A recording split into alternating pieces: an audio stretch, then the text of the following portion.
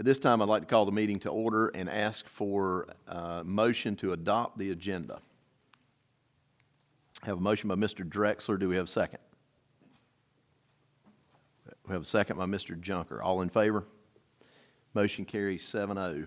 At this time, we're moving on to closed session, and I will ask for a motion to go into closed session to pursue the attorney-client privilege pursuant to the North Carolina General Statutes listed on our agenda, to discuss personnel matters protected by state law, and to discuss student matters made confidential by general statutes and FERPA.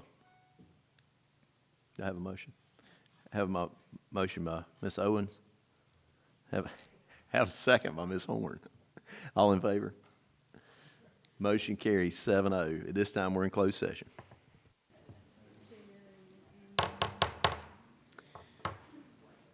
Welcome to the January 5th, 2006, 2006, I'm a little behind, 2016, regular scheduled meeting of the Davie County Board of Education. At this time, I would like to, we're moving on from reconvening to the invocation. If you would, please bow your head. As we gather this evening, I express thanks for this day and all of its blessings. I ask this board to be mindful of the business we are about to undertake. We're thankful for everyone in attendance tonight. Further, we are thankful for the opportunity to govern and the freedoms we enjoy. We pause to remember the students, faculty members, and families in our system and community who are facing challenges. Our positive thoughts are with them. As always, we seek wisdom to make the best decisions for the students and citizens of Davie County. Amen. At this time, we're moving on to the Pledge of Allegiance. If you would, all rise for the pledge.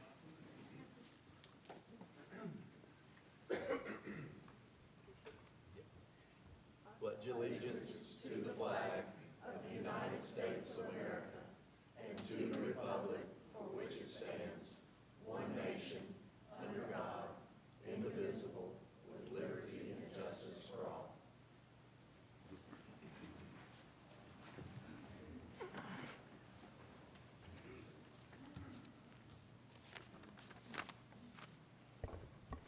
Thank you. At this time, we're moving on to the approval of our minutes from our meeting, our regular meeting on December the 1st. Do we have a motion?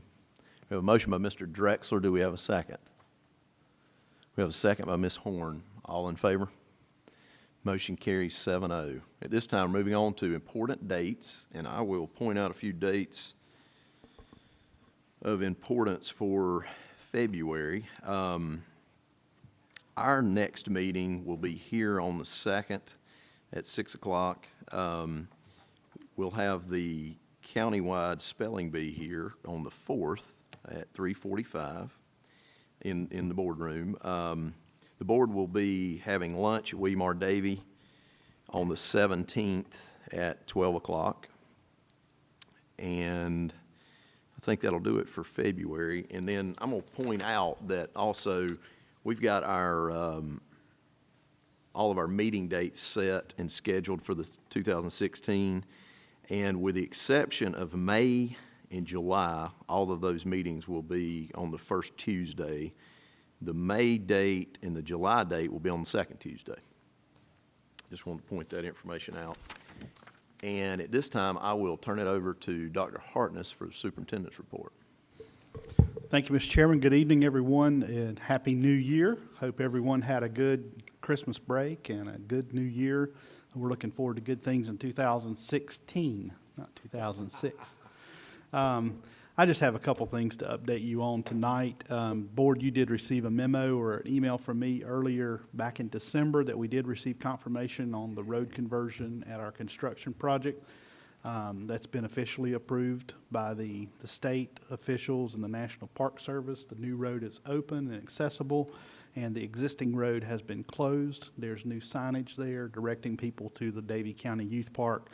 Want to thank the folks at the county who worked diligently with us over the past year and a half during this process. It took way too long. And thank the folks at Little League who've always been supportive as we have gone through this conversion. So we're glad to have that behind us and moving forward. Also in December, mid-December, December the 16th, I was asked to come to Greensboro to serve on a Testing and Growth Accountability Advisory Committee with the state. And I went and met with the state superintendent and some folks in Raleigh that are in charge of testing and accountability, with several other superintendents and some accountability directors from across the state. We heard from some outside speakers from Wisconsin and from some other states about accountability. And as you know, I've been very interested in this topic and how we can improve the accountability system in North Carolina. It was a very healthy discussion. We talked about the rigor of reading and mathematics in the state. We talked some about the advisory councils that have been in place, the advisory committees that are advising the State Board of Education, and some potential changes that are coming down the pike. The bottom line is the rigor of our reading and mathematics curricula and tests has rapidly increased over the last few years. And there are some questions before some state leaders as to whether or not some of the things we're asking children to do now are developmentally appropriate. And we'll continue to push that issue.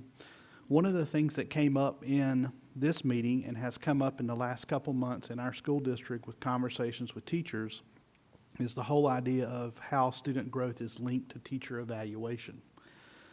Davie County Schools is one of a few school districts in the state that did not request a waiver for a process called Analysis of Student Work, ASW. And through that analysis, teachers who do not teach courses that have an end of grade or end of course test had a different type of evaluation model where student growth was measured with a portfolio. And that portfolio was judged by other teachers in the state. And there were some significant concerns about the measures of student growth that were coming back and the reflections from other teachers across the state. And the state revealed to us in this meeting that the percentage of teachers that were using this analysis of student work that were proficient was half of what they saw with other measures of student growth. So imagine this, those of you who have been in a classroom, you have two administrators who walk into a classroom to evaluate the same teacher on the same lesson. One administrator says they're meeting expected growth or exceeding growth, and the other administrator says they don't meet proficiency, they don't meet expectations.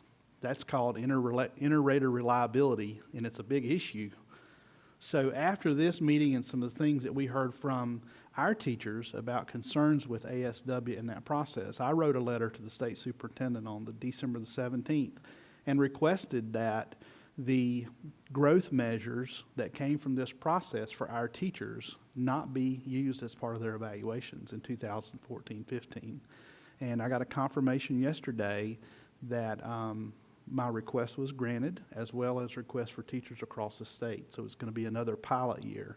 We're going to try to work with the state to make this a process that is much more reflective and helpful to teachers and not punitive, and much more reliable across the board. So I want to let you know that I'm encouraged by that. I'm encouraged by some proposals that will go before the state board in February that will change the teacher evaluation system that has been spurred out of some conversations among our teachers and the things that we've shared with the state on what's working and what's not working. So we're making some positive progress in making the system better, to give teachers valuable feedback that will help them with instruction, and to be fair with them and to be fair with our students. So I want you to know that we're going to continue to advocate for them. I appreciate Noel Grady-Smith and Aaron and Jenda and all the teachers who've been part of this process, giving us good feedback that we can share with the state to make the process better. Switching gears, last month I shared with the board a number of times via email, and I know the media picked up on that we had several cases of pertussis in our school system. We had 18 cases at Davie County High School and 2 cases at Davie Early College High School. I want to thank our nursing staff and the local health department for working with us and the communications plan for not only the students who have been exposed, their parents, and explain to them the process for treating those issues. And I'm happy to report to you that all of those students who were tested positive for pertussis are back in school today. So we're glad that that issue hopefully is behind us. In the meantime, we will continue to monitor that situation, and in any case like that where there is a public health concern, we work closely with our local health department and take their guidance and the CDC's guidance on how to handle that. Wintertime is here. That means inclement weather can happen any day, so stay tuned, and we'll keep educating boys and girls. Thank you, Mr. Chairman.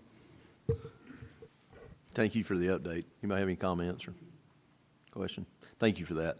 At this time, we're moving on to a construction project update on the new Davie High, and I will ask Mr. Moorfield to come speak to us. Good evening and Happy New Year.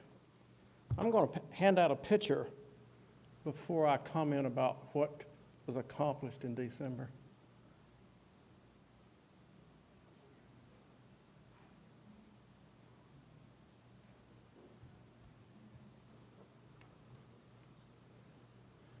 From looking at the picture that's going around, you might wonder if we got anything done during December.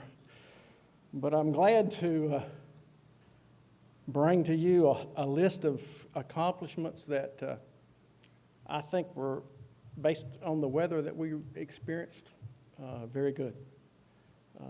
The CTE building footings are in, the foundation block is basically complete. Waiting for weather to dry out so we can do some site prep work for the slab. All the footings are in the performing arts, visual arts area around the back and side of the auditorium. During last month, we placed the third floor slab in the far west section of the classroom building, which is normally referred to as Section C. And Thursday, we will replace the third floor slab in the middle section of the building over the media center. All of the stairwells are in place. The risers haven't been poured with concrete, but they are there. The air distribution duct, electrical conduit, domestic water piping is well underway in parts of the building that have slabs or decks on them. And the masonry work is restarted in the main gym. Some of the walls are complete, and the masonry crew has been complemented with more masons on the site. And as Dr. Harkness indicated, the old Little League Road is gone. And we have started that process of removing that material, the road bed, to start the grading on the football field. Unfortunately, the weather has kind of preempted that activity for us. But we will be able to implement our redesign or our rescheduling of the activities within the football stadium. And we expect by June that we will have Bermuda grass in place and coming up, we hope, coming up. So everything is looking good from that standpoint. We got a late start, but we've readdressed our schedule, so we hope that will take care of itself. And we look for a great year because within 5 or 6 months, we'll have the portions of the building in the dry and start interior finishes. So we're encouraged. Any questions? No questions for Mr. Moorfield? I was out today, just kind of drove down the main entrance, Little League Drive, and it's been a lot of work happened so far there. It's very impressive, and you're really getting a feel for, and you can't quite yet because the walls aren't coming up on that front area, that visual arts area, but you're getting with the gym wall, the main gym wall, and the walls on the classroom wing. It's starting to grow and take shape. It's really looking good. We appreciate all the hard work. Well, I knew Atlantic is doing the work. If there's no questions, I appreciate it. Yeah. Thank you. Thank you. At this time, we're moving on to recognitions, and up first is Ms. Jenda Haynes to come present to us the PTech Signature School. Greetings, Chairman Fuller, board members, Dr. Hartness, staff, and guests. It's my honor to recognize Coolamy Elementary School tonight for the Piedmont Triad Education Consortium, otherwise known as PTech, Signature School Award for 2015-16. So I would like to ask Karen Stevens, principal, and Cindy Stone, assistant principal, to come up. And as they do, let me tell you about the PTech Award. First of all, schools are nominated for this award based upon innovative practices that increase student achievement that's widespread throughout the school, not just in a pocket. Schools that have continually improvements in the quality of teaching, that have established a culture in which students and staff really want to come to school and spend extra hours, oftentimes beyond the established day, and that they successfully engage the community in supporting the school's goal. So to talk a little bit about Coolamy, first of all, I just have to say that this staff is amazingly dedicated, and they believe that all children can learn. Absolutely. With leadership from Principal Karen Stevens, as well as Cindy Stone, Assistant Principal, and I want to mention a few other names of their leadership team. Kelly Myers, their instructional coach. Carrie Blackwelder and Amy Stokes are their reading specialist. These folks, as well as an academic team of teacher leaders, this staff has been really purposeful in establishing goals the last couple years, in designing strategies to achieve growth in every grade level, and in charting their course very carefully.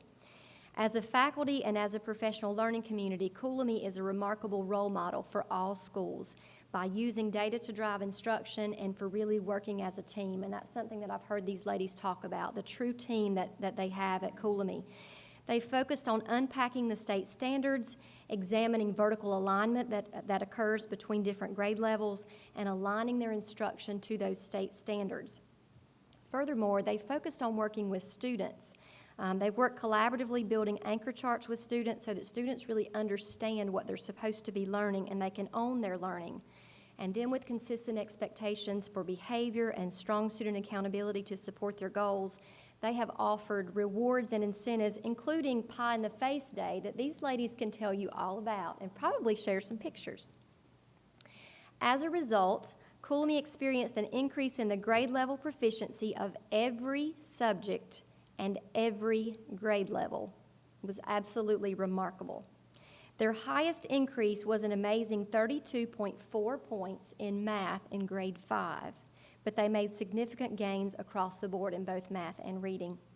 In addition, Coolamy moved from an EVOS rating of not meeting expected growth to exceeding expected growth. So we want to recognize and certainly celebrate Coolamy Elementary as a PTech Signature School for 2015-16.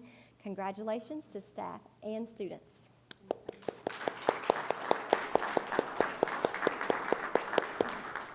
I don't know what else to say after all that, but congratulations, and I know you guys don't do it for this, you do it for the kids, but it's nice to be recognized, so thank you very much, the board.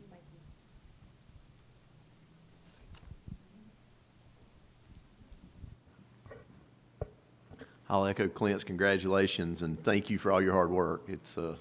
We greatly appreciate that. At this time, we're moving on to the Ingersoll Rand Real Tools for Schools grant, and I will call on Ms. Donna McNeil and Ms. Summer Rogers.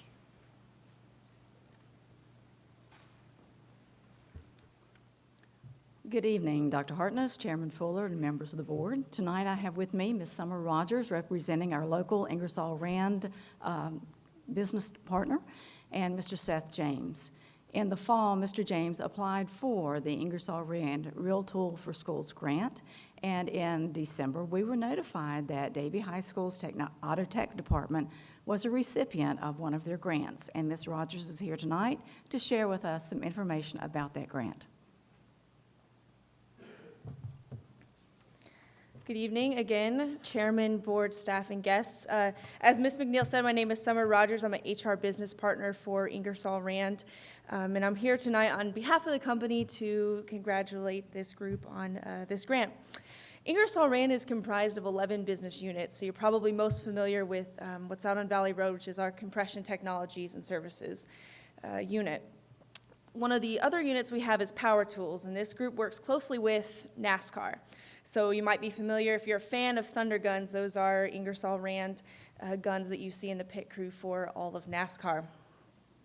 In 2015, in January or February, the Power Tools division created Real Tools for Schools as a way to enhance educational opportunities for vocational high school students interested specifically in automotive repair-related fields. The program was created with the objectives to enhance students' learning through 3 different objectives: direct improvements to classroom setting, curriculum upgrades and training for instructors, and finally, educational setting enhancements. There's nearly 4,000 vocational high schools, and I went to one myself as a high school student in Indiana. And there are 110 of these high schools that were eligible to win this grant, and I'm very proud to say that Davie County High School, a local school, has won this grant for the inaugural year. And that's a grant of $10,000. So with me, Ms. McNeil and Mr. James just want to congratulate you. And they have the banner as well that's going to hang proudly in Davie County High School. Ingersoll Rand's been in Mocksville for over 50 years, so I'm very excited to give back to a community that's given a lot to us and helped us accomplish a lot. And I look forward to continuing to support the next generation of leaders. Thank you.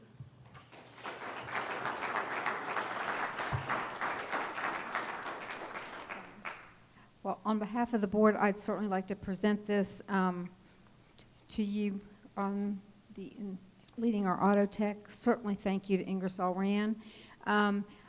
This is really, this is a subject that is very current, and it's in the news a lot, the importance of auto tech. And one of the things when we were out looking at designs for high schools was we wanted a strong CTE building, and we knew that we needed a strong auto tech department, and we're so excited about what that is going to look like when we open that high school in 2017, and I know you are too.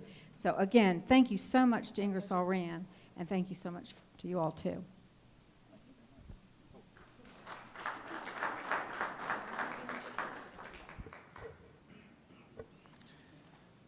Congratulations to the Auto-Tech program, and Mr. James, thank you for all your hard work there, and we do appreciate it. It definitely takes a partnership with the community and business partners, and we greatly appreciate Ingersoll Rand for all their partnerships over the years with the school system. Something. Yes, sir.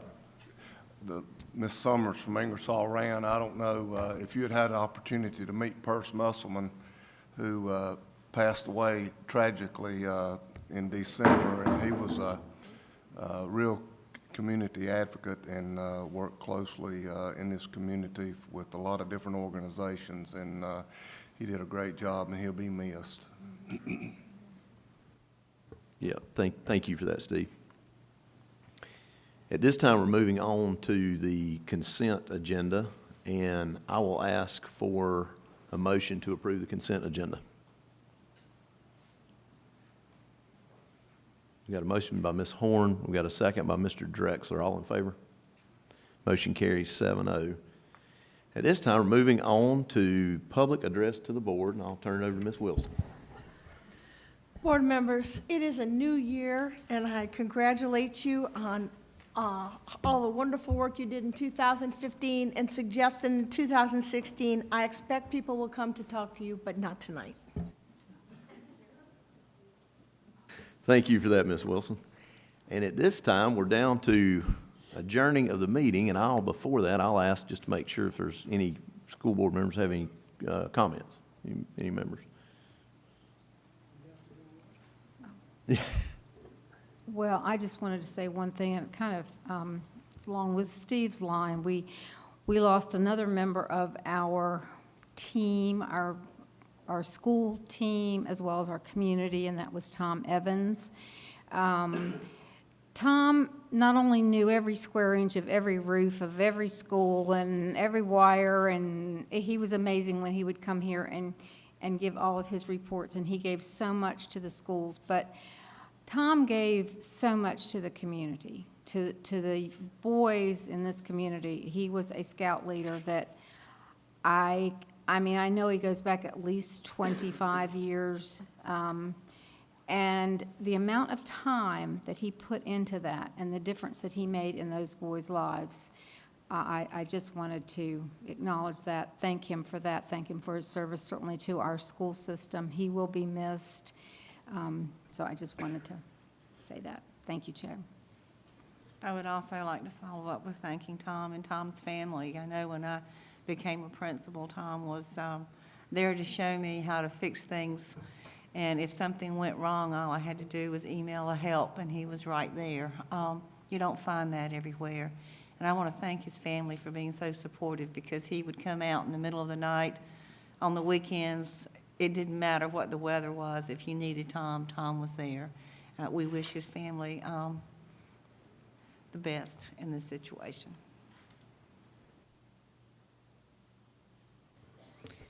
Seeing no other comments, I will echo, Tom was a great guy. He is what has made Davie County Schools what it is, great people. And he was a great guy. Thank you for those comments, Barbara and Carol. At this time, I just want to thank everybody for coming out tonight. If we don't have any other comments, I will ask for a motion to adjourn.